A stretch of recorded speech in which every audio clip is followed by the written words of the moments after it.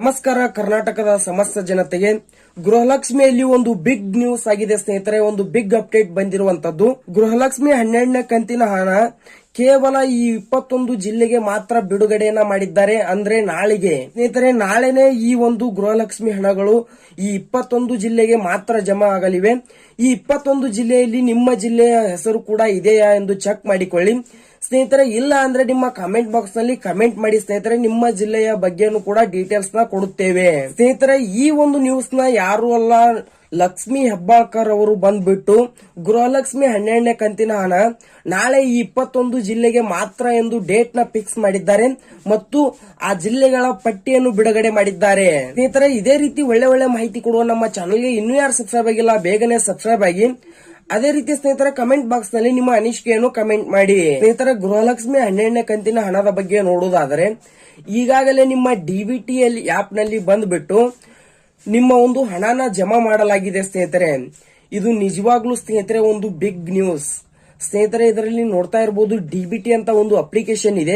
ಆ ಅಪ್ಲಿಕೇಶನ್ ನಲ್ಲಿ ನಿಮ್ಮ ಒಂದು ಗೃಹಲಕ್ಷ್ಮಿ ಹಣನ ಜಮಾ ಮಾಡಿದಿವೆ ಎಂದು ಡೇಟ್ ನ ಕೊಟ್ಟಿದ್ದಾರೆ.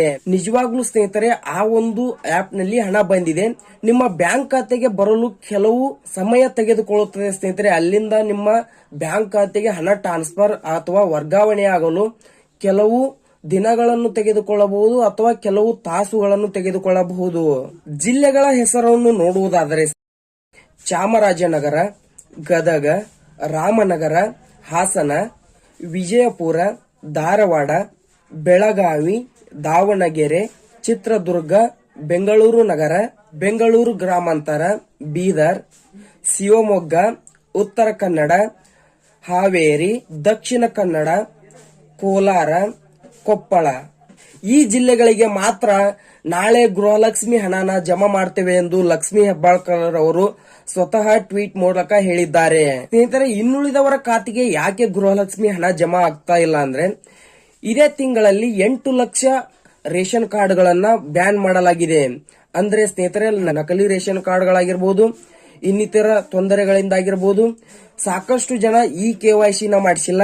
ಮತ್ತೆ ಸಾಕಷ್ಟು ಜನ ಗೌರ್ಮೆಂಟ್ ಕೊಡ್ತಿರ್ತಕ್ಕಂಥ ಧಾನ್ಯಗಳನ್ನ ತೆಗೆದುಕೊಳ್ಳುತ್ತಾ ಇಲ್ಲ. ಅದರಿಂದಾಗಿ ಸ್ನೇಹಿತರೆ, ನಿಮ್ಮ ರೇಷನ್ ಕಾರ್ಡ್ ಕೂಡ ಬಂದ್ ಆಗಬಾರ್ದಂದ್ರೆ ಸರ್ಕಾರದಿಂದ ಯಾವ ಒಂದು ಸೌಲಭ್ಯ ದೊರೆಯುತ್ತಿದ್ದೇವೆ ಆ ಒಂದು ಸೌಲಭ್ಯನ ಪಡೆದುಕೊಳ್ಳಿ. ಅದೇ ರೀತಿ ಸ್ನೇಹಿತರೆ, ನಿಮ್ಮ ರೇಷನ್ ಕಾರ್ಡ್ಗೆ KYC ಆಗಿಲ್ಲ ಅಂದ್ರೆ ತಕ್ಷಣ KYC ನ ಮಾಡಿಕೊಳ್ಳಿ.